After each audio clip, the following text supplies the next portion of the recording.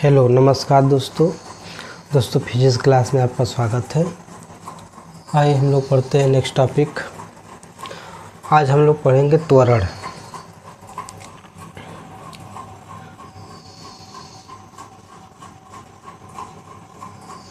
त्वरण ठीक, एक्सीलरेशन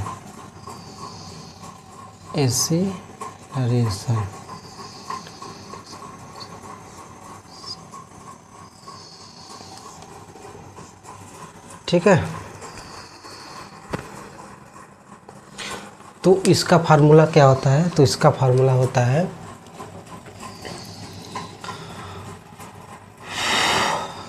त्वरण को ए से डिनोट करते हैं। ए इक्वल टू क्या होता है? वेग परिवर्तन बटा के वेग में परिवर्तन बटा के समय। ठीक है। तो त्वरण के बारे में हम पिछले चैप्टर बता चुके हैं। ठीक है। अब हम लोग जो कि फार्मूला देखते हैं, उसके बाद क्वेश्चन इसमें देखेंगे। ठीक है।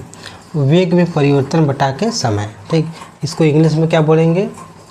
तो हिंदी में बोलते हैं वेग में परिवर्तन की दर को त्वरण कहते हैं। ठीक है। इंग्लिश में क्या बोलेंगे? तो rate of change in velocity is acceleration. ठीक है। Rate of change in velocity is acceleration. ठीक, तो इंग्लिश में हो गया। तो ए बराबर वेग में परिवर्तन क्या होता है? तो या तो हम लिख सकते हैं प्रारंभिक वेग अंतिम वेग माइनस प्रारंभिक वेग, या तो हो सकता है प्रारंभिक वेग या प्रारंभिक वेग माइनस अंतिम वेग। ठीक है। जिसका मान अधिक होता है वो पहले होता है, जिसका मान कम होता है वो बाद में होता है, उसी को माइनस किया जाता है। ठीक, बटा के टी टेम्परेचर समय। ठीक है। इसका मात्रक क्या होता है?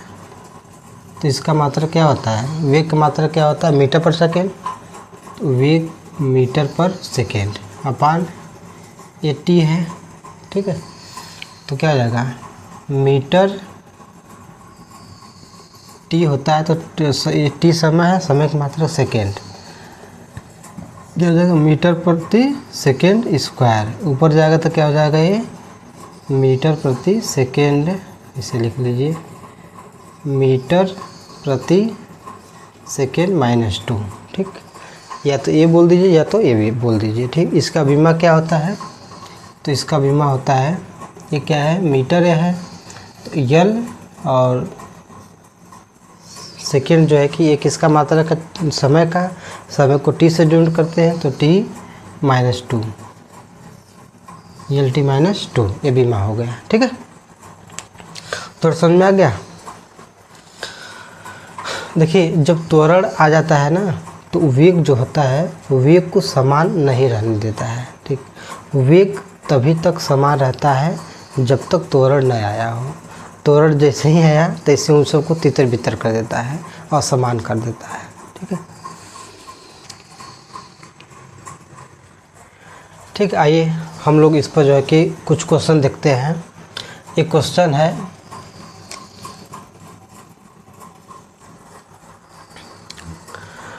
दस सेकेंड में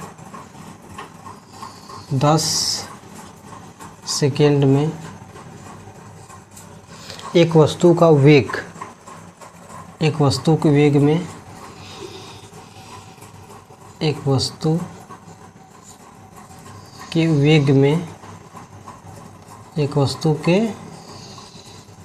वेग में ठीक है 40 मीटर पर सेकेंड की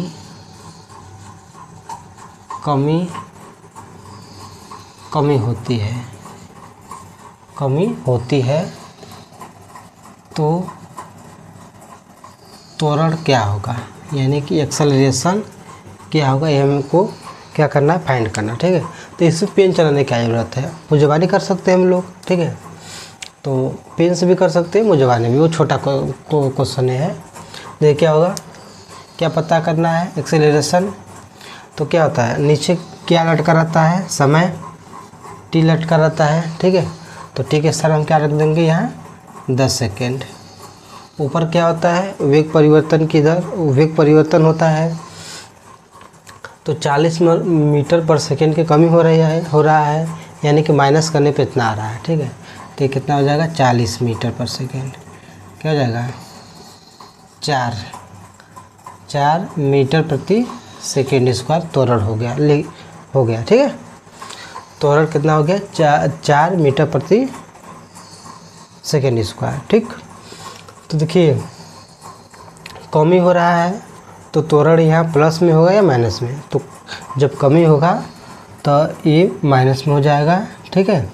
और या तो हम माइनस लिख देंगे या तो मंदन लिखेंगे, ठीक। मीटर पर सेकेंड स्क्वायर मंदन, ठीक। ये जब कमी होगा तो उसको माइनस में लिखेंगे या माइनस ना लिख के मंदन लिखेंगे, ठीक है। एक और क्वेश्चन करिए तो यहाँ t बराबर है 20 सेकेंड, ठीक है। और एक वस्तु की वेग में 50 मीटर प्रति सेकेंड की कमी होती है, तो त्वरण क्या हो जाएगा, तो यहाँ जो है कि 50 मान लीजिए। अब बताइए क्या होगा, अब त्वरण क्या होगा, कमेंट करिए आप लोग। देखिए ये सिंपल एकदम है, क्या हो जाएगा ये बराबर 20 टाइम हो गया, वेग कितना 50 हो गया, काटिए कितना हो गया 2.25, 2 दूना के 4, अरे 5 का आधा कितना होगा 2.5, तो 2.5 मीटर पर सेकेंड स्क्वायर, ठीक है। अब ये प्लस में रहेगा माइनस में, तो कमी हो रहा है तो माइनस लिखिए, या तो ये बराबर 2.25 मीटर प्रति सेकेंड स्क्वायर मंदन लिखिए, ठीक है। तो कमी हो रहा है तो हम माइनस में लिखेंगे, या माइनस नहीं लिख रहे तो मंदन लिखेंगे, ठीक है।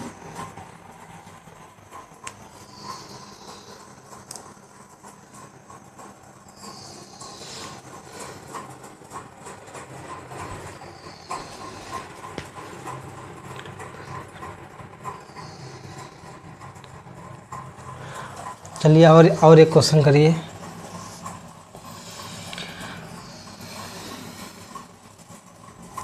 दस सेकेंड में,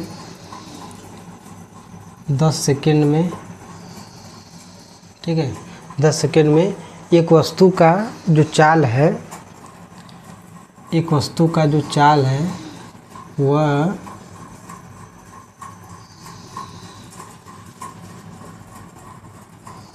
चाल कितना है, तो वस्तु का जो चाल है वो 90 है, 90 मीटर पर सेकेंड है। 90 मीटर पर सेकेंड से 60 मीटर प्रति सेकेंड हो जाता है, ठीक। तो त्वरण क्या होगा बताइए ज़रा, सॉल्व करिए, क्वेश्चन सॉल्व करिए।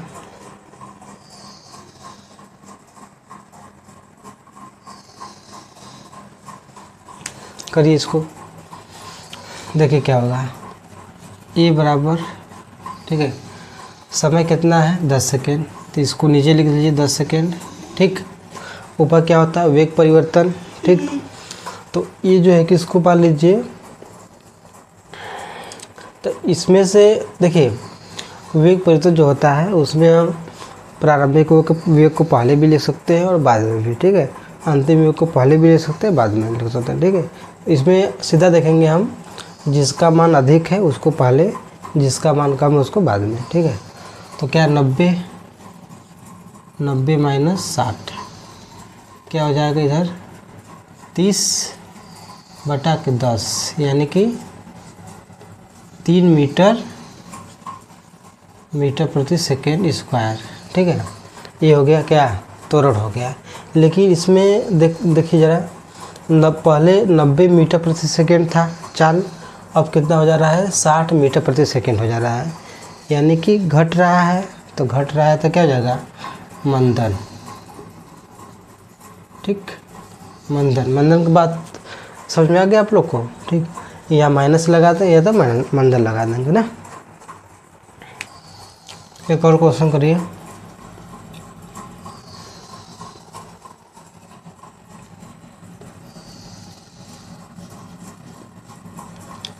दस सेकेंड में किसी वस्तु का जो चाल है वो 20 मीटर प्रति सेकेंड से खचाक से 30 मीटर प्रति सेकेंड हो जाता है, तो त्वरण बताइए क्या होगा। बताइए, कमेंट करिए आप लोग।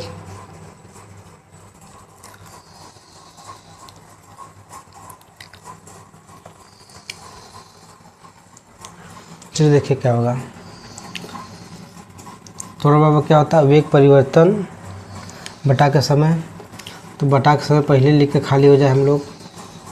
अब वेग परिवर्तन कराना है तो 30 में से 20 को माइनस करें, कितना बचेगा 10, यानी कि त्वरण कितना हो गया 1 मीटर प्रति सेकेंड। ये बताइए प्लस में रहेगा या माइनस में। ये प्लस में ही रहेगा क्योंकि इसमें कमी नहीं हो रहा है, वेग उसका जो उसका चाल हो क्या कर रहा है, बढ़ रहा है। ठीक है, ये 1 मीटर पर सेकेंड स्क्वायर। देखिए मैं बताता हूँ कि फिजिक्स में एग्जामिनर फिजिक्स को टफ कैसे बनाता है। देखिए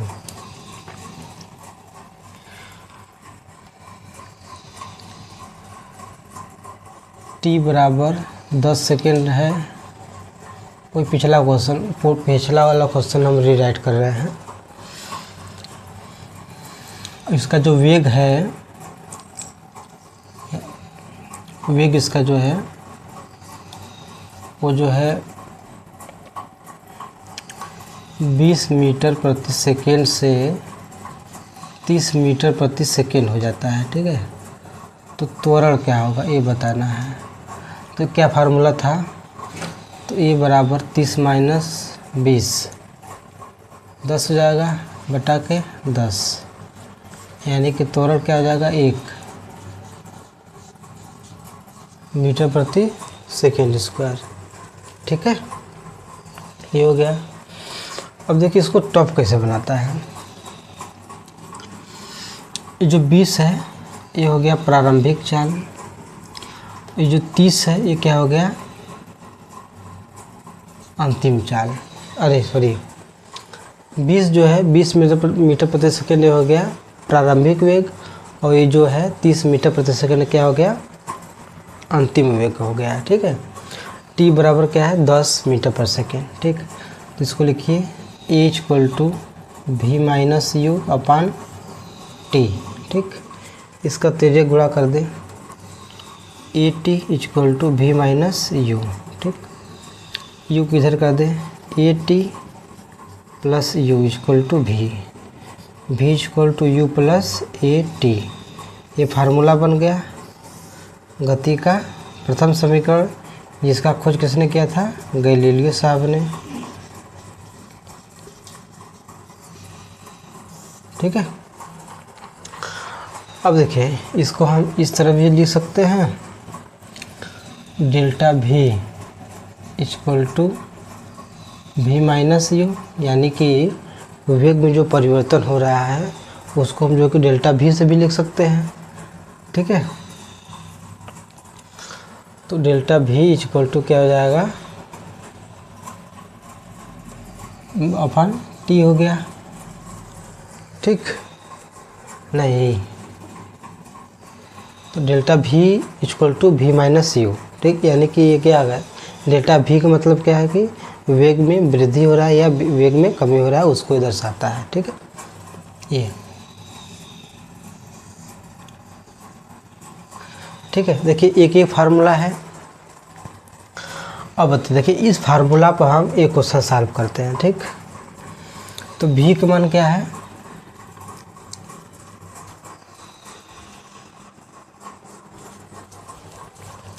भी का मान 30 इक्वल टू यू का मान 20 प्लस ए का मान 10 गुणे टी का मान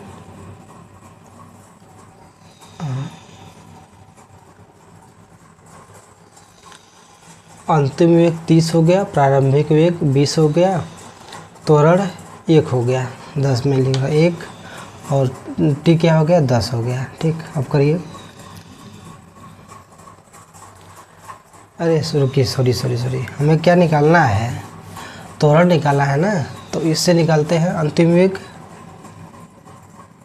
30 बराबर प्रारंभिक वेग 20 प्लस एक का मान पूछ ही रहा है, t का मान 10। ठीक, तो क्या हो जाएगा 20 में से ये 30 है तो प्लस इधर जाएगा माइनस हो जाएगा, ये क्या बचा है 10 नहीं बचा है। ठीक, कितना हो जाएगा 10 इक्वल टू 10 से एक मान कितना हो जाएगा 1 हो जाएगा, 1 मीटर प्रति सेकेंड स्क्वायर। ठीक है, तो अब बताइए कि इस विधि से निकालना आसान हो गया कि इस विधि से। अरे इस विधि से निकालना आसान हो गया, खट्ट से जो है कि बटा के से समय रखिए, फिर से इसमें माइनस कर हो जाएगा। यदि इसमें अंतिम वेग लिखिए, फिर प्रारंभिक वेग लिखिए, फिर त्वरण का साइन रखिए, फिर समय लिखिए, पक्षांतर करिए तब जाके आंसर आएगा। आसान तो यही है। इसी तरह से फिजिक्स जो है कि क्या करता है, कठिन बना देता है। तो सबसे पहले हम लोग जो है कि इस पर देखेंगे, अगर कोई क्वेश्चन है, अगर इस पर सॉल्व हो जा रहा है तो ठीक है, नहीं होगा तो हम लोग इस पर सॉल्व करेंगे। ठीक है, इस तरह से।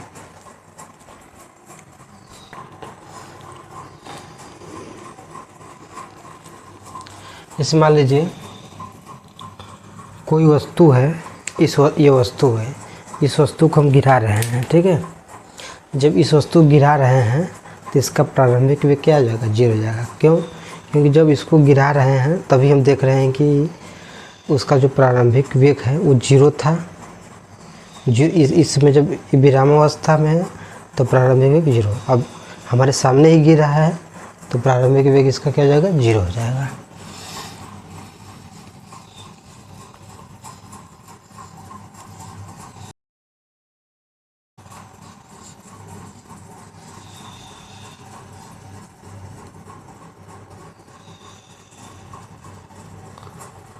एक तो है किसी वस्तु को गिराने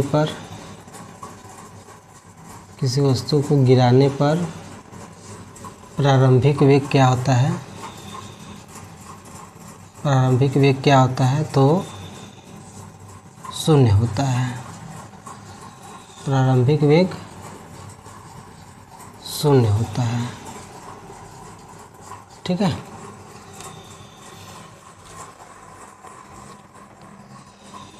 ये जो कि मुख्य पॉइंट है, इसी से जो है कि जो है कि क्वेश्चन सॉल्व होगा। ये वस्तु है। ठीक, दूसरा मान लीजिए कोई वस्तु है, ये वस्तु है, इसको हम फेंक रहे हैं चाप के। ठीक है, तो इसका प्रारंभिक वेग 0 होगा नहीं।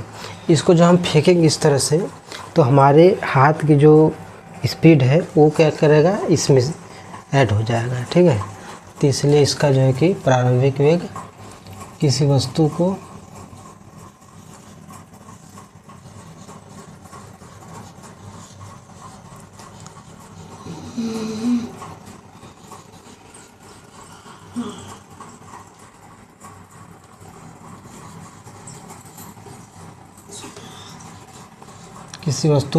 को फेंकने पर प्रारंभिक वेग 0 नहीं होता है, 0 नहीं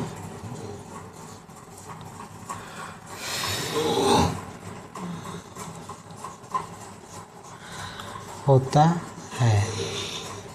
ठीक है, ए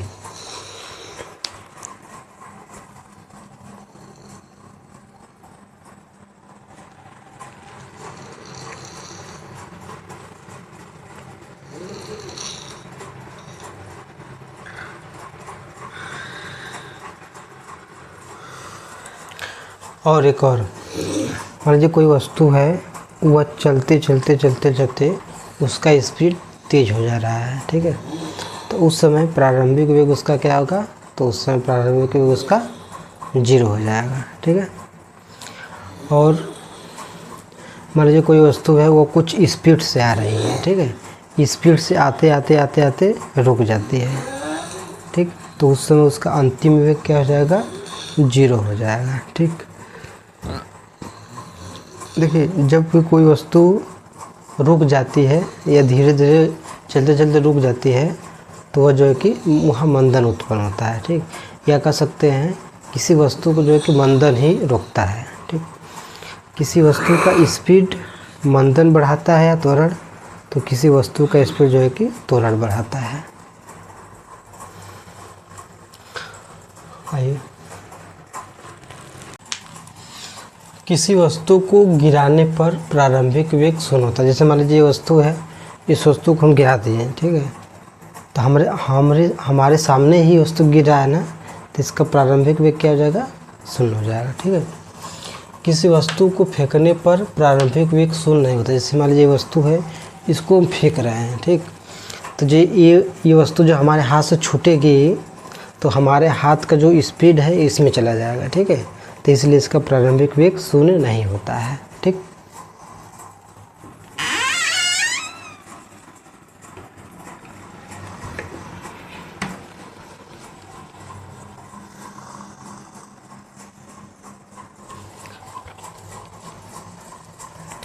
ठीक है। और एक बात और, जैसे कोई वस्तु है, ठीक, वह धीरे धीरे चलते चलते उसका स्पीड बढ़ जाता है। ठीक है, तो उसका स्पीड मंदन के कारण बढ़ रहा है कि त्वरण का कारण। ठीक है, और कोई वस्तु जो कि चलते चलते, कोई गाड़ी है चलते चलते रुक जाती है। ठीक, तो वह किस कारण से रुक जाती है, तो मंदन के कारण। यानी कोई वस्तु जब रुकती है तो मंदन के कारण रुकती है। ठीक है,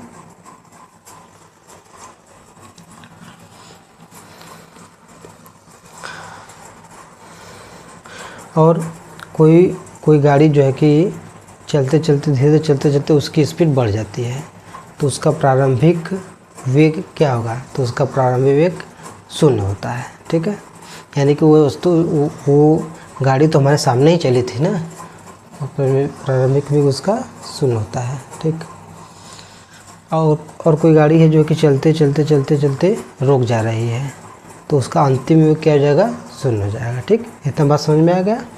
हम लोग आगे बढ़ते हैं और हम देखते हैं कि गति का समीकरण। गति का 3 समीकरण होता है। पहला v = u + at, ठीक। दूसरा s = ut + ½ at²। तीसरा v² = u² + 2as। ठीक, ये कहाँ कहाँ यूज होगा तो हम बता देते हैं। देखिए त्वरण तीनों में त्वरण है, तो ये जो है कि जहाँ समय दिया रहेगा और वेग दिया रहेगा वहाँ जो है कि इसका यूज किया जाएगा। ठीक है, समय वेग देकर कोई अन्य चीज़ पूछ रहा हो तो वहाँ जो है कि हम फर्स्ट इक्वेशन का यूज करते हैं। सेकेंड इक्वेशन का यूज कहाँ करते हैं, तो वेग दिया हो और जो है कि त्वरण दिया हो। ठीक, वेग दिया हो और त्वरण दिया हो, तो वहाँ जो है कि हम इस वेग और त्वरण दे के दूरी पूछ रहा हो तो वहाँ जो है कि हम इक्वेशन सेकेंड का यूज करते हैं। ठीक है, इक्वेशन थर्ड का यूज कहाँ करते हैं, तो देखिए जहाँ वेग दिया हो,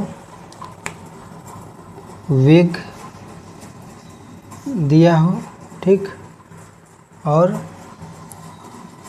जो है कि दूरी दिया हो, वेग दिया हो और दूरी दिया हो, और हमसे जो है कि त्वरण पूछ रहा हो, तो वहाँ जो है कि हम थर्ड इक्वेशन का प्रयोग करते हैं। ठीक है, आइए देखिए फर्स्ट क्वेश्चन है, कोई पत्थर है, उस पत्थर को जो है कि ऊपर की तरफ हम लोग फेंक रहे हैं। ठीक, उस पत्थर का जो स्पीड है वो 40 मीटर प्रति सेकेंड है। ठीक, 40 मीटर प्रति सेकेंड। जब पत्थर को हम नीचे से ऊपर फेंके उसका ये स्पीड 40 मीटर प्रति सेकेंड है, तो क्या होगा, उसका प्रारंभिक वेग हो गया, ठीक, या प्रारंभिक चाल हो गया। फेंकेंगे तो एक मैक्सिमम हाइट पर वो जो पत्थर एक मैक्सिमम हाइट तक जाएगा, तो उस मैक्सिमम हाइट पर अंतिम वेग उसका क्या हो जाएगा, 0 हो जाएगा। यानी कि मैक्सिमम हाइट जाएगा, वहाँ कुछ समय के लिए रुकेगा, तो वहाँ अंतिम वेग उसका क्या हो जाएगा, 0 हो जाता है, ठीक है। तो जब किसी वस्तु को हम ऊपर फेंकते हैं तो पृथ्वी क्या करता है, अपने ताकत से उसको क्या करता है, उसकी गति का विरोध करता है कि तुम ऊपर मत जाओ, हमारे में ही आकर मिलो। तो पृथ्वी क्या करता है, अपनी ताकत से खींचता है, तो अपने गुरुत्वाकर्षण तौर से उसको क्या करता है, खींचता है, ठीक है। तो जी बराबर क्या हो जाएगा, 10। जब कोई पत्थर को हम ऊपर फेंकते हैं तो जो गुरुत्वाकर्षण त्वरण होता है वो उसका मान माइनस में हो जाता है, ठीक है। तो लगा लेंगे हम v = u + at, अंतिम वेग 0, प्रारंभिक वेग 40, त्वरण क्या है, त्वरण जो है कि 10 है, -10 गुणे t पूछ रहा है, ठीक है। तो t बराबर 4 सेकेंड आ जाएगा, ठीक। आइए हम लोग कुछ क्वेश्चन करते हैं। किसी वस्तु की प्रारंभिक और अंतिम स्थिति के बीच की न्यूनतम दूरी को क्या कहते हैं, ठीक है। ये आपको क्वेश्चन पूछा गया है RRB group D 28/11/2025 shift 3rd का क्वेश्चन, ठीक है। सभी इम्पॉर्टेंट क्वेश्चन मैं कराते चलूँगा। तो ऑप्शन इसका है, फर्स्ट क्वेश्चन ऑप्शन है दूरी,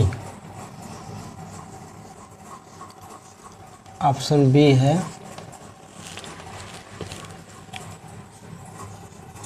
त्वरण, ऑप्शन सी है वेग और ऑप्शन डी है विस्थापन।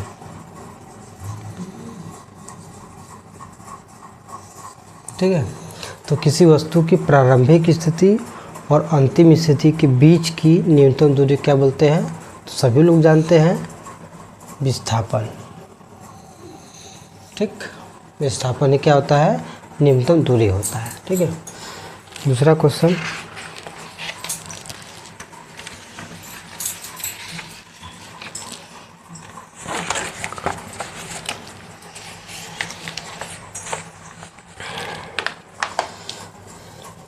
लेकिन दूसरा क्वेश्चन है,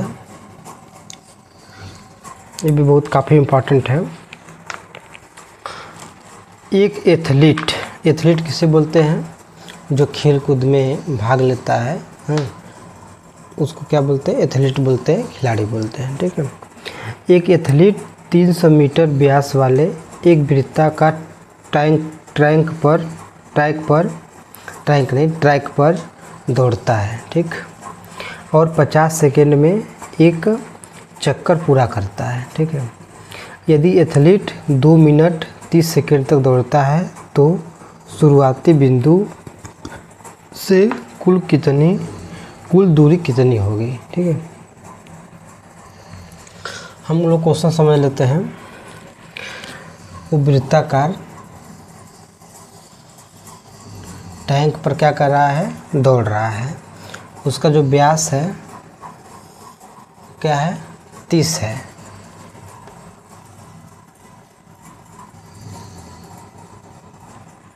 तीस नहीं, 300 मीटर है व्यास इसका, 300 मीटर है, यानी कि डी 300 मीटर है।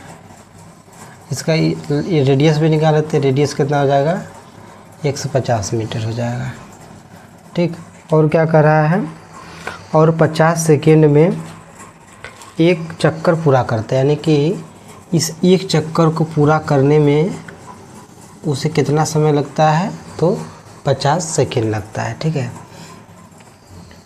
एक चक्कर, जब एक चक्कर पूरा करेगा तो इसके परिधि के बराबर पूरा करेगा, तो 2πr। एक चक्कर पूरा करने में कितना समय लगता है, इसको 50 सेकेंड का समय लगता है। ठीक है। एक चक्कर यानी कि 2πr के बराबर एक चक्कर होता है, तो एक चक्कर पूरा करने में 50 सेकेंड लगता है। ठीक है। वह कितना टोटल दौड़ता है, तो टोटल उसकी टाइम क्या है 2 मिनट 30 सेकेंड, यानी कि 2 मिनट है तो 2 गुणे 60 कर दीजिए प्लस 30 सेकेंड ये हो गया ना, तो कितना हो जाएगा 120 और 30 150 सेकेंड, यानी कि वह 150 सेकेंड क्या करता है दौड़ता है। तो बताना है कि तो शुरुआती बिंदु से कुल कितनी दूरी है। तो ऑप्शन ए है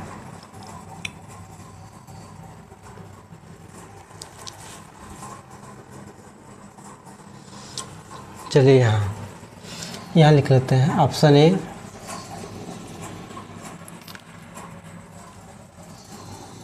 दूरी 1500 मीटर, बी 2826 मीटर, सी 942 मीटर, डी 471 मीटर है। अब बताइए, कमेंट करिए कौन सा इसका आंसर सही होगा।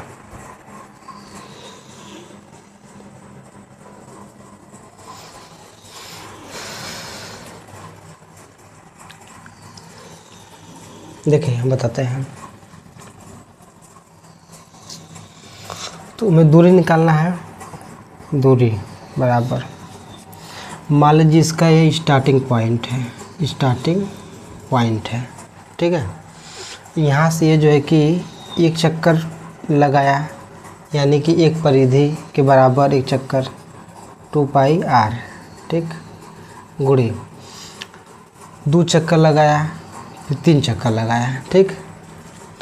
तो इसमें क्या कर देंगे हम 3 से गुणा कर देंगे ना, एक चक्कर बराबर एक परिधि, तो एक परिधि हो गया गुणे 3 चक्कर लगा रहे हैं कि 3 परिधि दौड़ रहा है, तो 3 का गुणा, तो 2 गुणे 22/7 गुणे r का मान 150 हो जाएगा गुणे 3, ठीक। अब करिए इसको, कितना हो जाएगा 22 दूना के 44, 44 गुणे 3 कर दीजिए, 3 चौक के 12 2 हंसल 1, 3 चौक के 12, 12 1 13, 13 गुणे 150 कुल के बटा के 7, ठीक है। आइए इधर कर लेते हम लोग,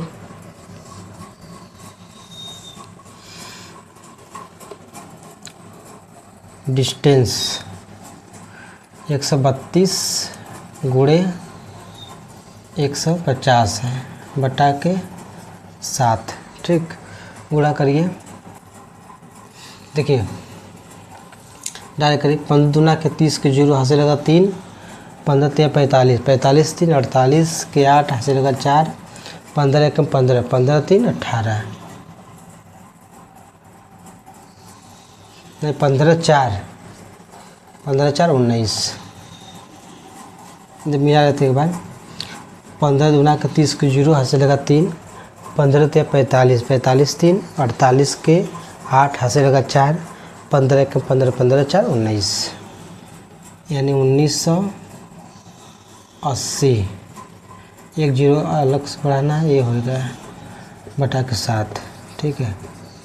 कितना हो जाएगा, काटिए, 7 दूना के 14, कितना बचा 5 बचा, 58 हो गया, 7 8 56, 2 बचा 20 हो गया, 7 दूना के 14, कितना बचा 6 बचा 60 हो गया, फिर 7 8 56, कितना बचा 4 बचा 0.40 मान लीजिए हो गया, तो 7 5 35, कितना बचा 5 बचा 50, 7 7 49, कितना बचा 1 बचा 10, 7 1 7, इतना क्या हो जाएगा मीटर, इसी के लमसम हो जाएगा। क्या है इसमें ऑप्शन 2826, इसी को मान लेते हैं लमसम, यही आंसर है, ठीक है।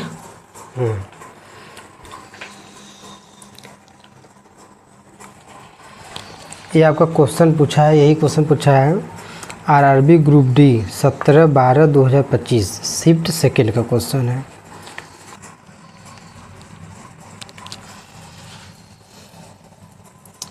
चौथा क्वेश्चन हम लोग किए हैं, पहला था। चलिए कुछ होगा नेक्स्ट क्वेश्चन। ठीक, एक किसान 11 मीटर भुजा वाले एक वर्गाकार खेत की बाउंड्री के अनुदिश चलकर 20 सेकेंड में एक चक्कर पूरा करता है। ठीक है, 3 मिनट और 20 सेकेंड चलने के बाद उसके शुरुआती बिंदु से विस्थापन कितना होगा, यही पूछ रहा है। देखिए, एक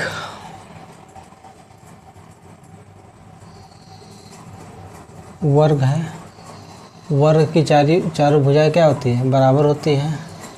ये मान लीजिए वर्ग, ये 11 मीटर इसका लंबाई, इसका चौड़ाई भी क्या हो जाएगा, 11 मीटर हो जाएगा, सब इसका 11 मीटर। ठीक है, उसके अनुदिश 20 सेकेंड में एक चक्कर पूरा करते हैं, यानी कि यहाँ से चलना शुरू करता है, यहाँ यहाँ यहाँ, एक चक्कर पूरा करने में कितना टाइम लेता है वो, तो जो है कि एक चक्कर पूरा करने में 50 यानी 20 सेकेंड का टाइम लेता है। ठीक, तो 3 मिनट और 20 सेकेंड चलने के बाद उसके शुरुआती बिंदु से विस्थापन कितना होगा, यानी कि टोटल दूरी 3 मिनट, तो सेकेंड बदल दीजिए, 3 गुणे 60 कर दीजिए प्लस 20 सेकेंड, कितना जाएगा 180 प्लस 20 कितना जाएगा 200 सेकेंड आ गया। ठीक है, अब जो है कि 200 सेकेंड समय में ये कितना विस्थापन तय करेगा, ये बताना है हमको। ठीक है, देखिए ये मान लीजिए स्टार्टिंग पॉइंट है, यहाँ से चलते चलते चलते चलते यहाँ आ गया ना, तो विस्थापन का एक गंदी आदत है, बोलता है कि जब तुमको इसी जगह आना था तो तुम उतना दूर गया क्यों। ठीक, तो ये जब चलते चलते यहाँ से यहाँ आएगा ना, तब कहेगा कि जो जब तुम उतना दूर घूम गया तो तुम्हारा वैल्यू 0 हो जाएगा, तो यहाँ विस्थापन उसका 0 हो गया। ठीक, कितना 20 सेकेंड तक घूम के उतना आया। ठीक है, 0 हो गया। अब इसी तरह से यानी कि 20 से एक बार में 20 सेकेंड जा रहा है, तो 10 बार में 200 सेकेंड चला जाएगा, तो 200 सेकेंड में कितना विस्थापन हो जाएगा, तो 0 हो जाएगा। विस्थापन क्या जाएगा इसका 0। ठीक, अरे चाहे एक बार चक्कर लगाए या तो 1000 सेकेंड बाद चक्कर लगाए, विस्थापन 0 हो जाएगा, क्योंकि विस्थापन बोलता है कि जब तुम्हें इसी आना था तो तुम उतना दूर घूमे क्यों, जब घूमे तो उसका फल लो, 0 हो जाओ। ठीक है, ये हो जाएगा। ये आपका क्वेश्चन है RRB technician grade 3 10/3/2026 shift first का क्वेश्चन है।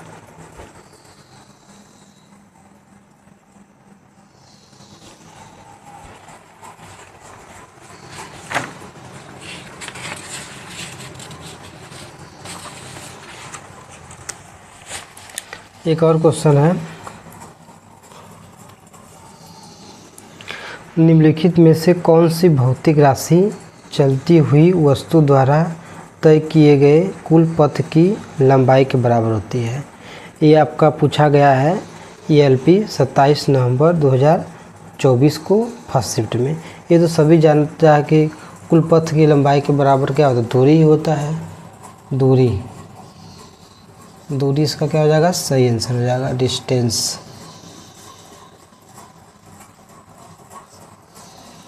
ठीक, नेक्स्ट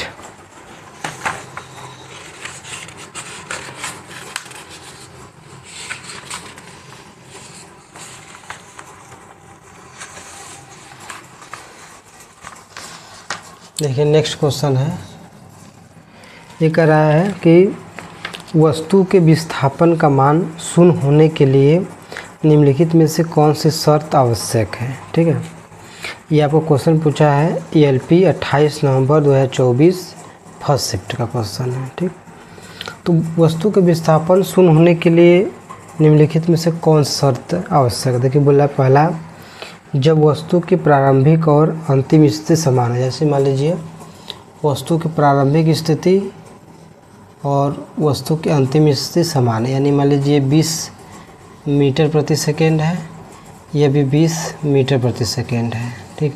तो विस्थापन में क्या होता है, प्रारंभिक स्थिति और अंतिम स्थिति के बीच की न्यूनतम दूरी क्या बोलते हैं, विस्थापन बोलते हैं। तो इसका न्यूनतम निकाल लीजिए।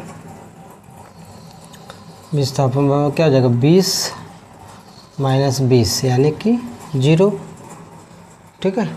तो वस्तु के विस्थापन का मान शून्य होने के लिए वस्तु को क्या होना चाहिए, उसकी प्रारंभिक स्थिति और उसकी अंतिम स्थिति समान होनी चाहिए। अगर किसी वस्तु की प्रारंभिक स्थिति और अंतिम स्थिति समान है तो वो जो है कि उसका विस्थापन क्या होगा, शून्य होगा, ठीक है।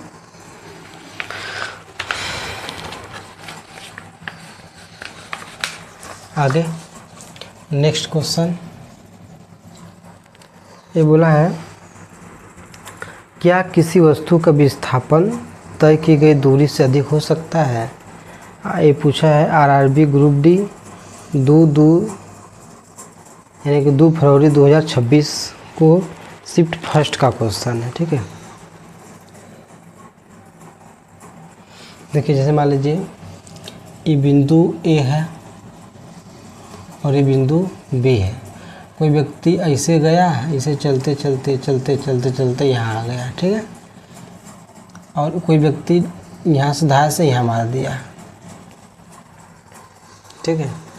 तो ये जो है यहाँ से चलते चलते चलते चलते चलते ये क्या हो गया, यह क्या हो गया भाई, ये दूरी हो गया। इसको क्या बोलते हैं, दूरी बोलते हैं, ठीक। उसमें दिशा ज्ञान नहीं है कौन सी दिशा है। इसमें देखिए ये व्यक्ति यहाँ से धड़ाक से 60 से यहाँ आ गया, इसमें दिशा पता चल रहा है। तो ये क्या हो गया, ये विस्थापन हो गया, ठीक। अब बताइए कौन ज़्यादा है, तो दूरी क्या है, विस्थापन से ज़्यादा है, ठीक है, विस्थापन से बड़ा होता है, ठीक है। तो यहाँ लिख लीजिए कि जो विस्थापन होता है, ठीक है, ये विस्थापन 0 भी हो सकता है, धनात्मक भी हो सकता है और ऋणात्मक भी हो सकता है ना, लेकिन ये विस्थापन दूरी से कभी भी बड़ा नहीं होता है। यानी कि विस्थापन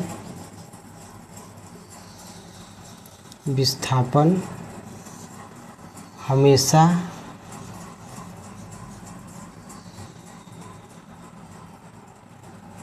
नहीं, यहाँ लिख लीजिए दूरी, लिख लीजिए दूरी ज़्यादा सही रहेगा, ठीक है। दूरी हमेशा विस्थापन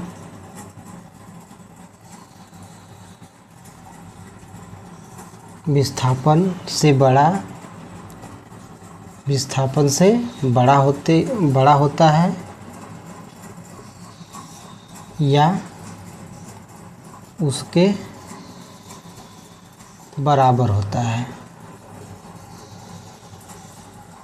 बराबर होता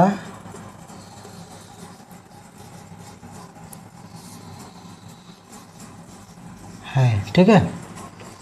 दूरी जो कि हमेशा विस्थापन से बड़ा होगा या उसके बराबर होता है, ठीक है, और उससे विस्थापन से छोटा कभी भी जिंदगी में नहीं होता है, ठीक।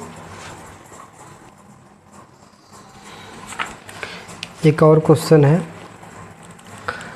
यदि कोई वस्तु सीधी रेखा में बिंदु ए से बिंदु बी तक 10 किलोमीटर दूरी तय करती है, ठीक, तो ए से बी तक वस्तु के विस्थापन के बारे में निम्नलिखित में से कौन सा कथन सही है। ये आपको पूछा है RRB group D 26/12/2026 shift third का क्वेश्चन, ठीक है। आइए हम लोग करते हैं।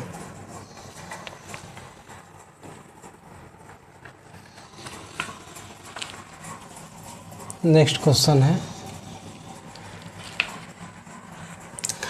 मान लीजिए ये बिंदु ए है, यहाँ से ये बिंदु बी है,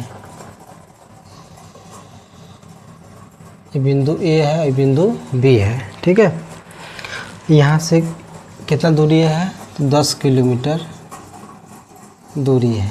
ठीक, ये बोला है तो ए से बी तक वस्तु के विस्थापन के बारे में निम्नलिखित में से कौन सा कथन सही है। कथन ए, विस्थापन 10 किलोमीटर से अधिक होना चाहिए, यानी कि यह दूरी है, यह क्या भैया, तो यह दूरी है, डिस्टेंस है। ठीक है, तो ये बोला है कि विस्थापन 10 किलोमीटर से अधिक होना चाहिए। सबसे बड़ी बात, विस्थापन जो है कि दूरी से बड़ा नहीं होता है, पहले गलत हो गया ये। बी है, विस्थापन हमेशा शून्य होता है, गलत बात। विस्थापन धनात्मक भी होता है, शून्य भी होता है और ऋणात्मक भी होता है। ठीक, दूसरा गलत। तीसरा, विस्थापन हमेशा 10 किलोमीटर से कम होता है, गलत बात। ऐसे कोई जो है कि फिक्स वैल्यू नहीं है, ज़्यादा भी हो सकता है, कम भी। डी, विस्थापन 10 किलोमीटर के बराबर होता है। हाँ, विस्थापन जो है वो 10 किलोमीटर के बराबर हो सकता है। ठीक है, 10 किलोमीटर के बराबर हो सकता है, 10 किलोमीटर के बराबर हो सकता है। ठीक है, दूरी के बराबर होगा या दूरी के बराबर हो सकता है या दूरी से कम होगा, दूरी से ज़्यादा नहीं होता है।